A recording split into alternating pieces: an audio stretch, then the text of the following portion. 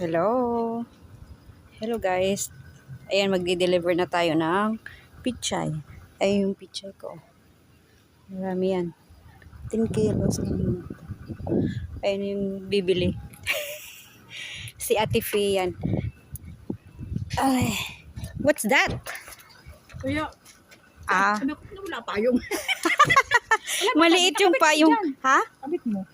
Hindi, ano eh. Ayan oh. Lulusot.